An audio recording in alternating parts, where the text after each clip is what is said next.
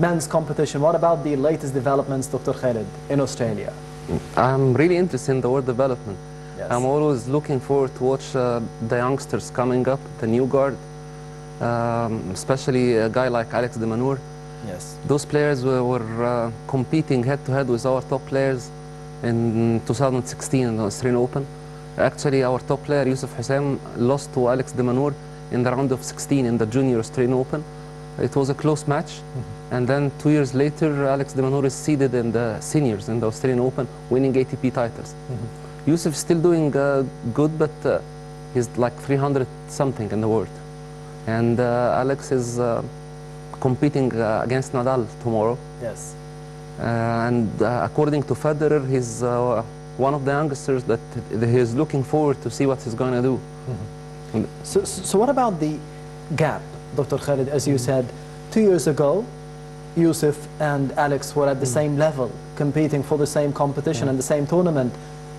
Why is there a gap in the past 2 years? What happened? I went to Australian Open twice. The first practice session there, I was like a tourist watching the stadium, the in-course stadium. It's like a walking distance from the show course. These are the show course where you see. Yes. The backstage, they have like more than 20 five-star courts. 12 of them are indoors. And it's not indoors because of the weather or the rain. It's because of the heat. So that they can use the courts like 24/7, all year round. The players have access to a lot of courts. When I asked, they told me last year, this huge building was not even there. They make it from the profit of last year. They make net profit of $250 million from the 2 weeks of the Australian Open. And they pour... Despite the prize money that is being distributed every year for the top players. Yes, actually the top players are complaining that they're taking a very small percentage of the income comparing to other sports. Formula One, golf or some... They're saying that you're making 250 million prize net profit and you're distributing like 30 million, which is, for them, it's not fair. Yes. And part of the money is poured back to the development of the venue and the players. And so this could be investment. Exactly. To be attracting investment. So can we have this in Egypt? I was practicing with our Egyptian players there with Brazilian player. Yes. And the coach of the Brazilian player was watching Hewitt in the next court, hitting with a young player, Australian player, and in the same court, Rafter was hitting with them. 3 legends, and the coach of Hewitt was there. The Brazilian coach told me, this guy has to make it. He has no options. If you're really good and you're hitting with top players like this, among this setup, the national training coaches are around him. The personal coach of Hewitt is on the court. Tony Roche, he's a legend, like he's in his 80s and still working the court. Yes. And our players from developing countries like Brasilia or Egypt, they have to figure out the way. There is no road there. Is it harder because we don't have, as you said, legends in this sport? So we need to be hiring some of those legends to be coming to Egypt and teaching the young players.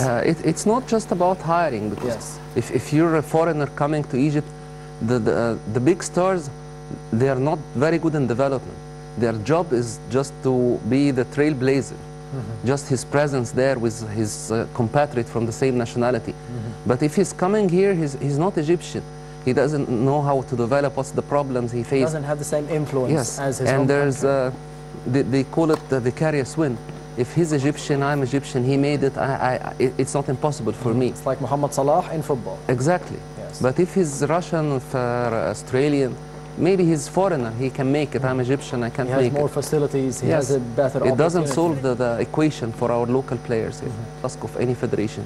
Is this the first step to be developing players or developing facilities or infrastructure, as you said in Australia? It's the same plan. If you have a plan to make players, you see the missing thing, you follow other nations, what they're doing, and you start to add the missing blocks until you have a similar picture or with a local flavor. Because it's not the same in every nation. It's not, they don't do the same things. But the research they do, we're losing money here and the other nations are beating us. They try to find a way. Sometimes they get the expert and they put him for a while in his exact spot, then they complete the system. It's not a magician who's going to come here for like 3 months and Next time you're going to find stars in Egypt. So if we can focus on Australia as we can see now, there is Nadal, there is, as you said, Dr. Khalid, Alex de Minaur is said to be playing against Rafa Nadal in the upcoming round of the Australian Open. How do you see this game? Everybody is expecting Nadal to beat him, but the guy 3 years ago was like a junior. It's like a small fish in the big sea. Yes. Now he's close to making it. In the Australian Open, if you make the first round, if you win the first round, you get $105,000 US. According to the management of the Australian Open, they're talking about Hewitt wanting to play and he doesn't have ranking and they give him wild card, and this is taking the right of other players who work for the ranking. Yes. They say that we know that winning a first round can make or break the career of a player, because if you have $100,000, you can have a comfortable year as a junior or as a developing professional. Reinvest the money. You don't worry about expenses of flights or coaching, or you don't cut it short. You have the money from the beginning of the year, and that's by one match. And this is the first tournament of the year, or the first Grand Slam of the year. And Roger Federer is used to winning it. You think he can do it this time? I heard him talking this year. He's very mature now, even in the way he talks. He's very comfortable. They were asking him about the age and how you're still moving very fast. He's actually, I think in this tournament, he's moving lighter and faster than before. He said that a lot of players now can play into their late 30s. He said that we're not suffering from the traveling toll like before. We're traveling very luxurious now. We have bigger entourage. They have a team. Some of them even have houses in the Grand Slams. They know what to do. They are very comfortable than before. It's not as difficult as before. You find even girls now in the mid-30s are playing. It's not that difficult, and they're physically very well prepared. The recovery is much better. The science behind them help them to maintain this success, because you're not going to find the talent as Federer or Nadal very easy. They have to squeeze every year out of it. They wanted to keep playing as much as they can. A guy like Hewitt, he couldn't even retire. When I was there, he was in his last year, and he's still practicing in the court after his loss. He lost already, the tournament is over, and he's doing commentating job, but he's still practicing. And now he's coaching the Davis Cup team of Australia, and taking special care of Alex de Minaur, and playing some doubles tournaments with him. It's the ultimate package. You have someone as a legend like Hewitt, with similar game style to Alex de Minaur, and their personality, it's matched. Some of the top players are very stubborn. It's not easy to give them orders. That's the role of the top player to come. He's not actually the real coach. He's the guy who's giving the orders. They have a team around him, but this guy, he can't tell him no. If the order is coming from Hewitt or Lendl or Agassi, all those are now in the tour. Agassi was Dimitrov, and Lendl was Zverev, and Hewitt was Alex de Minaur. They are there, and because they're solving problems. Because it's not easy to tell Federer do this or do that. For example, Halep now is coachless. She doesn't have a coach. Not because she doesn't have money or she doesn't have good people. It's not easy for #1 in the world to find someone she's completely convinced that he's someone to add to her game. Exactly. And I'm going to follow him blindly, because every order he's going to give or every idea he's going to have, it's going to cost me money, or maybe I'm going to lose it forever. It's not easy for them to trust someone. It's very interesting to hear the top players talking about the inside things of the tournament. For example, when I watched the tournament, I didn't notice that they changed the type of balls. Federer said that they're changing the type of balls this time, and it's different brand. It's much more heavier than the other type. It affects a lot of things for the professional, because it's very close there. Every small thing affects them. The speed of the courts. Every year Federer was talking about the speed of the court in the Australian Open, and he's saying that it has to be consistent. I'm not supposed to play Grand Slam every year on a different surface, because the courts, they are all hard courts. For the regular spectator, they are all hard courts. But for the players, the show courts play on a different speed. The regular courts for the matches, different speed. The practice courts, different. And next year, all of them are going to be different speed. when you add the balls, it's a completely different equation. The same court with this type of ball, the same court with a different type of ball. Yes. They're expert. If you have a local player going to these places for the first time, he doesn't know anything.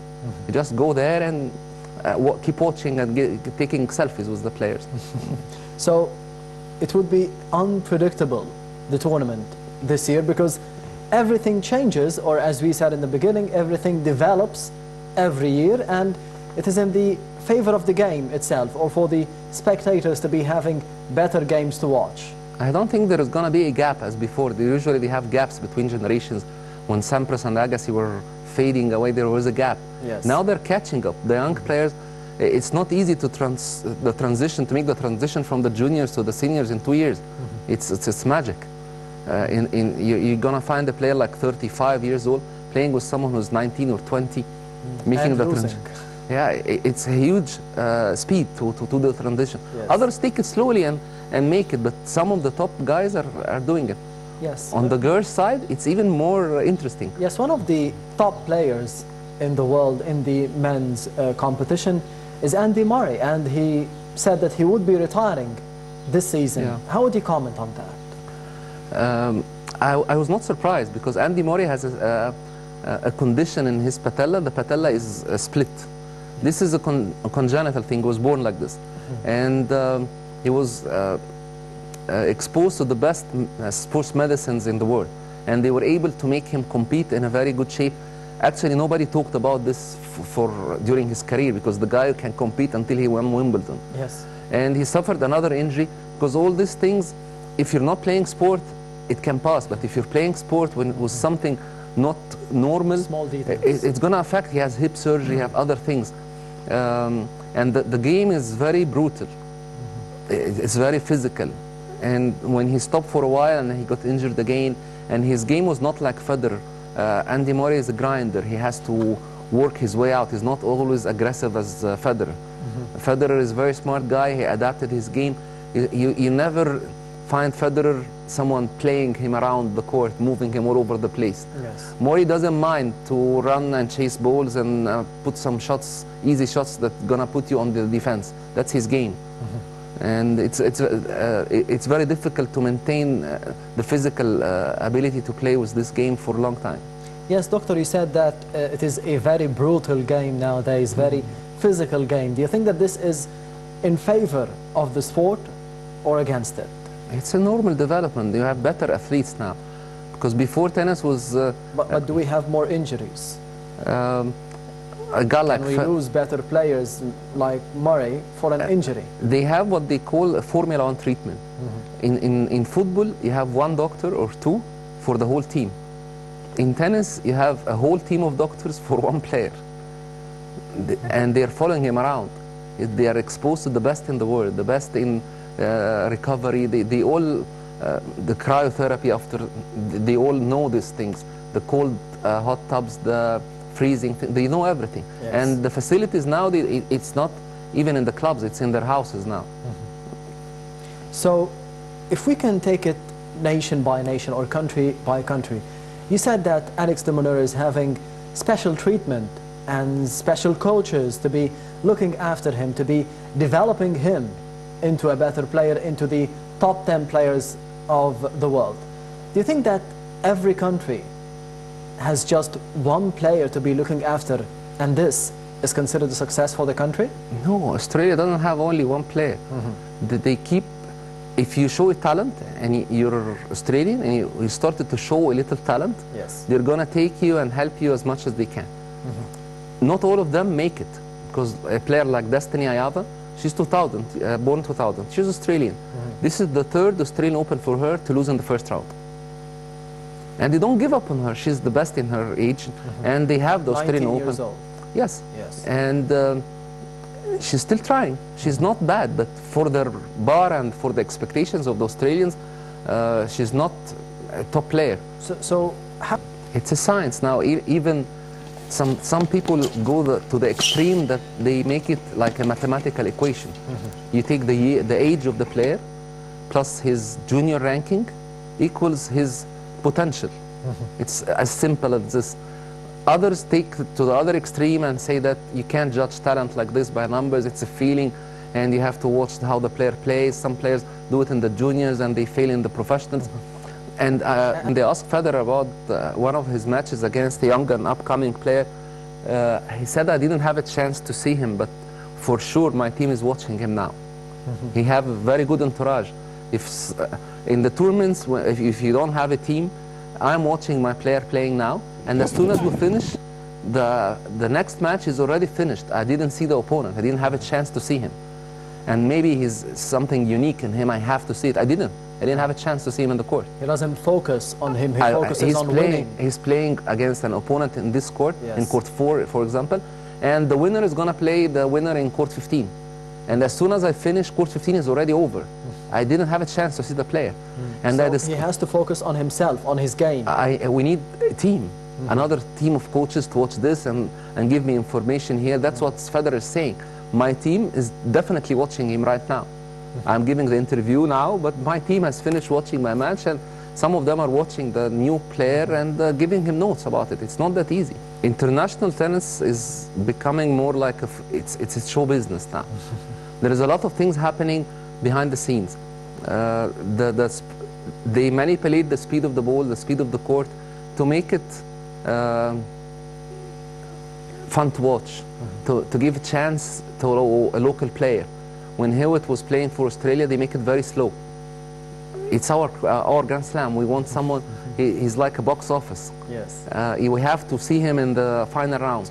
On the US Open, they did something even more extreme. They said, we're not going to accept the international ATP ranking. We're going to have special ranking for the Grand Slams. And to do this, Kavlinkov, the Russian, was like number 4 in the world. They put him 5, and they put Sampras and Agassi the top 4.